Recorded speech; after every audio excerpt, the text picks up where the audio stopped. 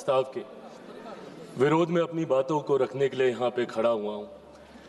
आज जब मैं अपनी बातों को यहाँ पे दर्ज करा रहा हूँ, मुझे अफसोस इस बात का होता है कि आज हमारा विपक्ष इतना मुद्दाहीन हो गया है कि आज उन्हें सदन में लाने के लिए एक अविश्वास प्रस्ताव, वो भी स्पीकर साहब के खिलाफ, इन तमाम मुद्दों में, सरकार की तमाम गतिविधियों में, तमाम कार्रवाइयों में अगर उन्हें सबसे ज्यादा महत्वपूर्ण कुछ लगा तो वो इसको लेकर आए। ये अपने में दर्शाता है कि अब विपक्ष के पास या तो कोई मुद्दा बचा नहीं, और हकीकत इसमें यह भी है कि सरकार की जो भूमिका रही है पिछले 11 सालों में, मेरे प्रधानमंत्री नरेंद्र मोदी जी के नेतृत्व में जिस तरीके से सरकार की उपलब्धियां रही हैं, नीतियां रही हैं, शायद उन्होंने कभी विपक्ष को ये मौका दिया भी नहीं। पर आज जब हम लोग इस अविश्वास प्रस्ताव की बात कर रहे हैं, स्पीकर व्यक्ति विशेष नहीं होता, चेयर होता है,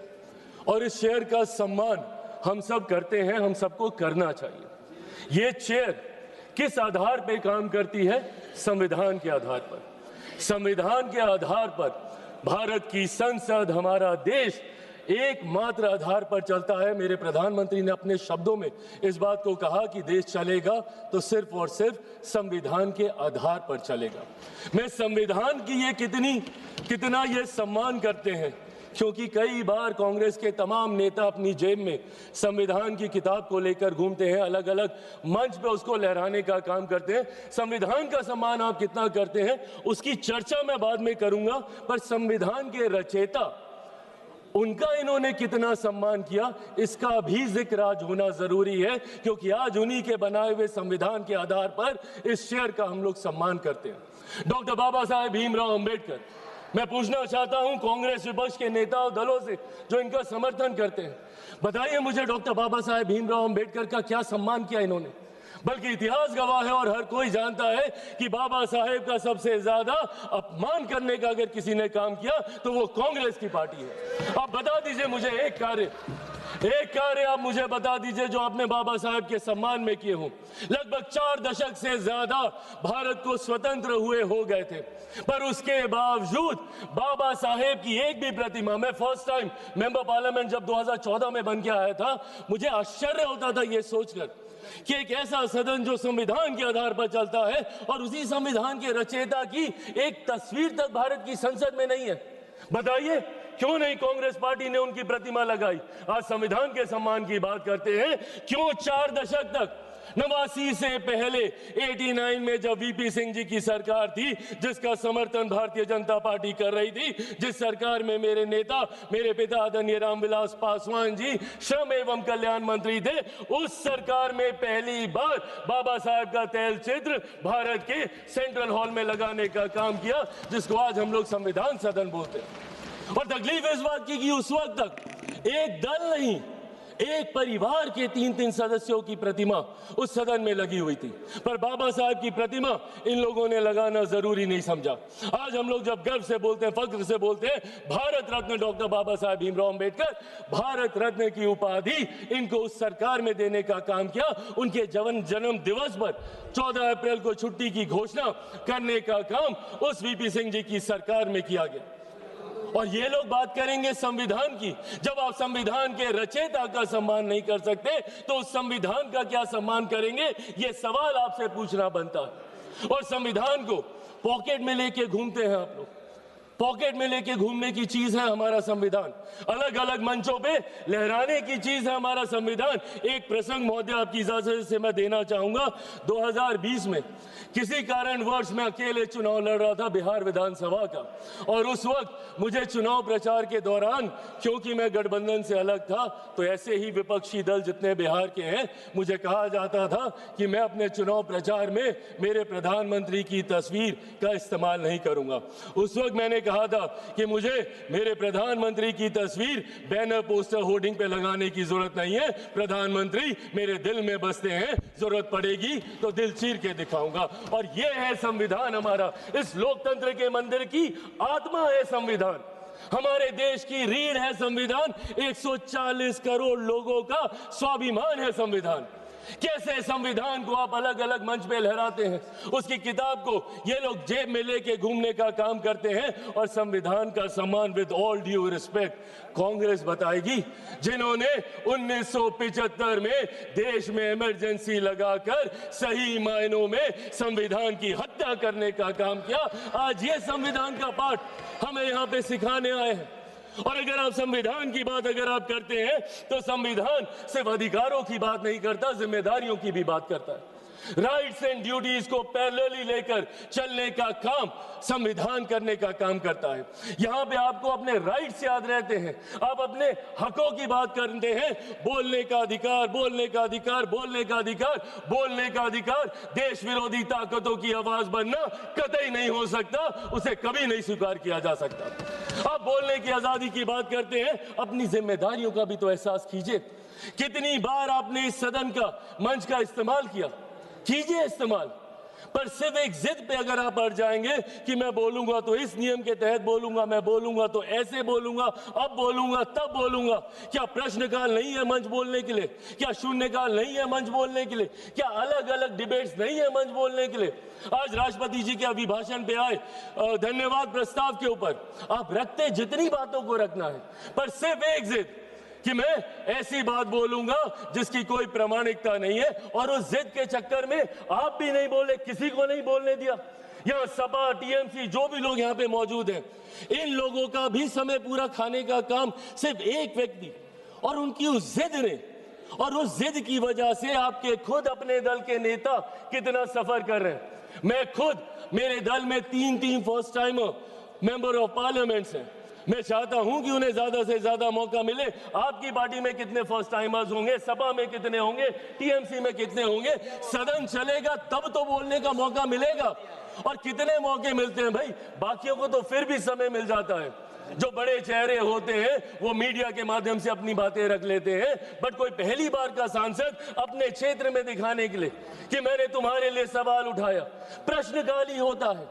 उनके पास यही 0 आवर होता है, या अगर कभी कोई डिबेट होती है तो उनकी पार्टी उनको मौका देती है, यही मौके होते हैं ना। तो इन मौकों का इस्तेमाल करने की बजाय अगर संसद में गतिरोध ही चलता रहेगा, संसद को आप चलने ही नहीं देंगे, और क्यों नहीं चलने देंगे? सिर्फ एक जिद की वजह से। और जिद पे क्या याद आता है? अधिकार, बोलने का अधिकार, बोलने का अधिकार। आपकी ड्यूटीज कहां जाती है? My right to move my hand stops when the nose of the other person starts. आपको रुकना होगा, आपको अपनी जिम्मेदारियों का एहसास करना होगा, और आपकी जिम्मेदारी ज्यादा है। आप विपक्ष हैं, विपक्ष का काम है सरकार को घेरना। घेरिए। रोज सुबह हम मंत्री तैयारी करके आते हैं, रात भर हम लोग बैठते हैं कि कल सदन में सवाल है, पूछिए सवाल, देंगे हम जवाब। अकाउंटेबिलिटी तय कीजिए, बट अकाउंटेबिलिटी तय करने की रिस्पॉन्सिबिलिटी आपके ऊपर है। ये आपकी जिम्मेदारी है कि हमारी जवाबदेही को आप तय करें, पर ये जवाबदेही आप तय नहीं कर रहे। प्रश्नकाल नहीं चलने देते, शून्यकाल नहीं चलने देते। क्या ये वो मंच नहीं है? सदन में सिर्फ आप एक विषय पर बोलेंगे तभी आपकी बात दर्ज की जाएगी। और यही कारण है कि एक के बाद एक देश की जनता इन्हें नकारने का काम कर रही है। मैं बिहारी हूं, बिहार की धरती से आता हूं। जयप्रकाश नारायण जी ने बिहार की धरती पर ही वहां के गांधी मैदान में संपूर्ण क्रांति का आह्वान किया था, और वो संपूर्ण क्रांति का आह्वान कांग्रेस की सत्ता को ही उखाड़ फेंकने के लिए किया था। उन्होंने कहा था, सिंहासन खाली करो कि जनता आती है। और आज वही काम देश की जनता के समर्थन से मेरे प्रधानमंत्री कांग्रेस मुक्त भारत करने का कर रहे हैं। क्यों? क्योंकि आपका आचरण ऐसा है। इस तरीके के आचरण को कतई नहीं स्वीकारा जा सकता। सदन में इस तरीके से आना, टेबल पर चढ़ जाना। मैं खुद सनातनी हूं, मैं मानता हूं अगर ये लोकतंत्र का मंदिर है तो यहाँ पे रखे कागज, टेबल, कुर्सी मां सरस्वती का रूप है। किस तरीके से आप कागज फाड़ते हैं? एसजी साहब के टेबल पे आप खड़े हो जाते हैं, चेयर तक आप जाने का काम करते हैं। इस तरीके का आचरण, और कैसे हम इसको न्यू नॉर्मल मान लें? क्योंकि ये आचरण निरंतरता में होता गया तो परंपरा बन जाएगी, और परंपराएं उदाहरण बन जाएंगी। और कल जो हमारी जगह यहाँ पे बैठा होगा वो आज का उदाहरण दे रहा होगा। इसीलिए जरूरी है आज की तारीख में हमें अपने आचरण को सुधारने की। एक के बाद एक जब मैं विपक्ष की जिम्मेदारियों की बात करता हूं, लोकतंत्र की खूबसूरती है सत्ता पक्ष विपक्ष। जहां सत्ता अपनी बात रखेगी, विपक्ष अपनी बात रखेगा। क्या है इनका ऑल्टरनेट विजन? एक विजन बता दें मुझे। अगर सरकार ये गलत कर रही है तो ये चीजें हैं, आप इसको सही कीजिए। ऑल्टरनेट विजन आप देंगे नहीं, सिर्फ आरोप लगाएंगे और लोगों को भ्रमित करने का काम करेंगे। आज तक इन लोगों ने लोगों को सिर्फ विपक्ष ने डराकर अपनी तरफ करने का काम किया। एक के बाद एक ऐसे मुद्दे उठाते हैं और उसको लेकर भ्रम फैलाने का काम करते हैं। कभी सीए का मुद्दा उठाते हैं, हम लोग सदन में कह के थक गए भैया कि सीए का कानून एक ऐसे नागरिकता देने वाला कानून है जहां पे वहां दूसरे अल्पसंख्यक लोगों को नागरिकता देने का कानून है जहां पे बहुसंख्यक ही मुसलमान है। अब मुसलमानों के बीच में जाके भ्रम फैलाना, नागरिकता छीन ली जाएगी, नागरिकता छीन ली जाएगी। किसकी नागरिकता छीन ली गई? पूरी लोकसभा का चुनाव ये लड़ते रहे कि अगर वापस से मोदी जी तीसरी बार आ गए तो संविधान की हत्या हो जाएगी, लोकतंत्र समाप्त हो जाएगा, आरक्षण समाप्त कर दिया जाएगा। किसका आरक्षण छीन लिया गया? कहां का लोकतंत्र समाप्त हो गया? कौन से संविधान की हत्या कर दी गई? एक के बाद झूठ बोलना और इस तरीके से लोगों को भ्रमित करना। और अब नया हथियार इनको मिला एसआईआर को लेकर। एसआईआर को लेकर सदन नहीं चलने देंगे, उसको लेकर हंगामा करेंगे। अरे प्रभु, एसआईआर पहली बार थोड़ी हुआ, आपके समय पे भी हुआ था। उस वक्त क्या हो गया एसआईआर को लेकर? और एसआईआर का जवाब तो बिहार की जनता ने दिया ना। एलओपी गए थे वहां पे 10-12 दिन वहां पे करके आए और ऐतिहासिक हार वहां पे दर्ज करा कर आए। अपने साथी दलों की भी ऐतिहासिक हार वहां पे दर्ज करा कर आए। हकीकत यह है कि एसआईआर नहीं, जो ये वोट चोरी बोलते हैं, वोट चोरी नहीं, इनका जनादेश चोरी होता जा रहा है और इस बात का एहसास ही इनको नहीं हो रहा। क्यों? क्योंकि ये अपनी अंतरात्मा में झांक के नहीं देखते। इनको आरोप लगाना है पर आत्ममंथन नहीं करना। इनको दूसरे से सवाल पूछने हैं बट खुद से कभी सवाल नहीं करने, और यही कारण है। और आज एक व्यक्ति का विरोध करते करते, मेरे प्रधानमंत्री का विरोध करते करते अब देश का विरोध करने लग गए। एआई समेट जहां पे अंतरराष्ट्रीय जगह से लोग आए हैं, इंटरनेशनल मीडिया वहां पे मौजूद है, और क्या कर रहे हैं आप? और एक ऐसा समिट जहां पे दूसरे देशों के राष्ट्रीय अध्यक्ष आकर हमारी प्रणाली की तारीफ कर रहे हैं, जिसका विरोध इन्होंने उस वक्त भी किया था। यूपीआई के वक्त इन्होंने कहा था कैसे होगा, एक औरत जो ठेले पे है वो कैसे उसकी पेमेंट करेगी, पॉश मशीन कहां से लगेगी, और आज उसी की तारीफ फ्रांस के राष्ट्रीय अध्यक्ष करके जा रहे हैं। और उस समिट में इन्होंने देश को अपमानित करने का काम किया। डेड इकोनॉमी बुलाते हैं हमारे देश को ये, जबकि दूसरे लोग और अर्थशास्त्री इस बात को मानते हैं कि India is one of the fastest growing economy. Global challenges होने के बावजूद हमारी अर्थव्यवस्था मजबूत होती जा रही है। क्या ये सामान्य बात है कि दहाई के आंकड़े से धीरे धीरे हम लोग करते करते चौथे नंबर पर आ गए? आने वाले दिनों में वो दिन भी दूर नहीं जब हमारा देश दुनिया की तीसरी सबसे बड़ी अर्थव्यवस्था होगा। और ऐसे में आप हमारे देश की इकोनॉमी को और हमारे देश की इकोनॉमी को हमारे ही लोग डेड इकोनॉमी बताने का काम कर रहे हैं। इसीलिए आज इस मंच के माध्यम से बस मैं ये आग्रह करूंगा, एक बार मदद कर दें, कहां पे दे तो दो। इसीलिए आज इस मंच के माध्यम से मैं आग्रह करूंगा और विपक्ष से भी करूंगा, and I think it's our collective responsibility. जहां चुनाव लड़ना था हम लोग लड़ आए, जितने आरोप प्रत्यारोप करने थे हम कर आए, और हमें कई मौके मिलेंगे। अभी फिर असम में मौका मिलेगा, बंगाल में मिलेगा, हर राज्य में मिलेगा। जब तक वन नेशन वन इलेक्शन नहीं आता, हमें हर दूसरे तीसरे महीने हमें मौका मिलता रहेगा आरोप प्रत्यारोप करने का। पर सदन को तो इससे बख्शे। Let it be a collective responsibility of all of us to come together। और यहाँ पे बात हो, और बात होनी जरूरी है। सहमति असहमति की बात नहीं है, बात होनी जरूरी है। आप अपना पक्ष रखें, हम अपना पक्ष रखेंगे, लोगों को उसके बाद फैसला करने दीजिए। आप राष्ट्रपति जी के अभिभाषण पे आपके पास पूरा समय था, आप राष्ट्रपति जी के सम्मान की बात करते हैं। क्या आप बताइए, उनके अभिभाषण पे आए धन्यवाद प्रस्ताव का इस तरीके से निरादर करना, क्या ये उनका अपमान नहीं था? जिस तरीके से विपक्षी दल बंगाल वो गई थी, जिस तरीके से वहां की सरकार, अरे राष्ट्रपति हैं वो, चुनावी राजनीति से, दलगत राजनीति से उठकर है वो। और जिस तरीके से उनका अपमान वहां पे किया जाता है, क्योंकि इनको तकलीफ इस बात की है कि देश के सबसे वंचित वर्ग से आने वाली एक महिला देश के सर्वोच्च पद पर जाके बैठी है, ये बात इन्हें चुभती है। और इसीलिए राष्ट्रपति जी के अभिभाषण पर ये अपनी बातों को नहीं रखने देना चाहते। अंत में महोदय, मैं बस ये कहना चाहूंगा, आज जिनके खिलाफ ये अविश्वास प्रस्ताव लेकर आए हैं, आदरणीय ओम बिरला जी, हम सब जानते हैं और दिल पे हाथ रखकर इनमें से किसी से भी पूछिएगा, हर व्यक्ति कहेगा कि ऐसे स्पीकर जिन्होंने दलगत राजनीति से उठकर हर किसी का सम्मान करने का काम किया। एक मिनट माननीय सदस्य, एक मिनट। माननीय सदस्यगण, सदन की सहमति हो तो सभा की कार्यवाही 7 बजे तक के लिए बढ़ा दी जाए। 10 बजे तक बढ़ा। माननीय सदस्य बोलिए। आदरणीय ओम बिरला जी, हम सब जानते हैं कि उनका व्यक्तित्व कैसा है, कितनी समावेशी सोच वाले हैं। उन्होंने हमेशा प्रयास किया कि ज्यादा से ज्यादा लोगों को अकोमोडेट किया जाए, ज्यादा से ज्यादा फर्स्ट टाइमर्स को मौके दिए जाएं। दुनिया भर के प्रोग्राम्स उन्होंने चलाए, इंटरेक्टिव सेशंस उन्होंने चलाए, और वो आज से इस चेयर पे थोड़ी बैठे हैं, उनका अपना अनुभव है।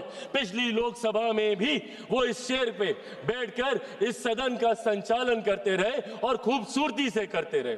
और किसी से भी पूछेगा, हर कोई मानेगा कि कतई उनके आचरण में, उनके व्यवहार में या उनकी समावेशी सोच में अगर किसी को किसी बात की तकलीफ हो, पर इन लोगों को दिक्कत इसी बात की होती है कि भाई, अगर कुर्सी पे बैठा कोई व्यक्ति ऐसे फैसले ले रहा है जो देश हित में है, जो राष्ट्र निर्माण में है, हमारी सरकार ऐसे प्रस्ताव लेकर आ रही है, तो कैसे ये उसका समर्थन कर सकते हैं। आज पूछिए इनको किस बात की तकलीफ है मेरी सरकार से। इस बात की तकलीफ कि आज राष्ट्रीय स्तर पर ही नहीं, अंतर्राष्ट्रीय स्तर पर मेरे प्रधानमंत्री के नेतृत्व में हम लोग हर सेक्टर में आगे बढ़ने का हम लोग काम कर रहे हैं। किस बात की तकलीफ है, मैंने बाबा साहेब का जिक्र किया। जब मैं इनसे सवाल पूछता हूं कि आपने क्या किया, हमारी सरकार ने प्रधानमंत्री जी के नेतृत्व में बाबा साहेब से जुड़े हुए जितने 5 स्थल थे, भले मऊ में उनकी जन्मभूमि हो या दिल्ली में जहां पे उनका निवास था, या चैत्य भूमि हो या दीक्षा भूमि हो, या लंदन में जहां पे उन्होंने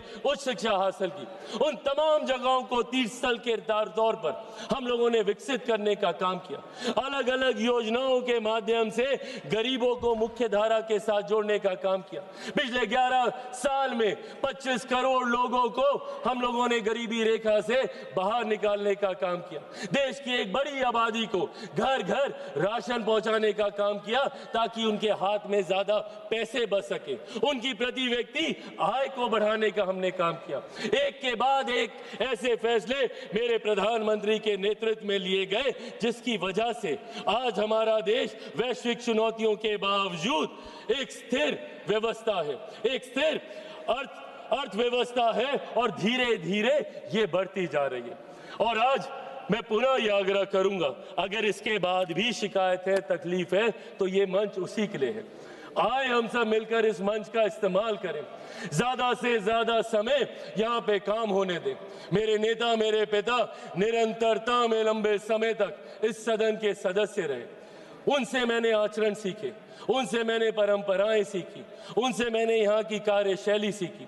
बट जिस तरीके का आचरण आज मैं देख रहा हूँ, ये हम सबको याद रखने की जरूरत है कि कोई व्यक्ति अजर अमर होकर नहीं आता है। आज हम हैं, कल कोई और आएगा, पर जो दूसरा कल आएगा वो आपका मूल्यांकन कैसे करेगा, वो आपको कैसे देखेगा, ये आपके आज के आचरण पे निर्धारित होता है। इसीलिए आने वाले दिनों के लिए, मेरे बच्चों के लिए, आने वाली नई पीढ़ियों के लिए हम लोग खूबसूरत परंपराएं यहाँ से स्थापित करके जाएं। उसके लिए हम सबको यहाँ पर मिलकर कार्य करने की जरूरत है। एक बार फिर से आपने मुझे मौका दिया, और मैं आदरणीय ओम बिरला जी का हृदय से बहुत सम्मान करता हूं, और मैं मानता हूं कि वो जल्द वापस इस कुर्सी को आके अपना उसको सुशोभित करने का काम करेंगे। मैं अपनी पार्टी की तरफ से आए इस अविश्वास प्रस्ताव का विरोध करते हुए अपनी बातों को समाप्त करता हूं। धन्यवाद। माननीय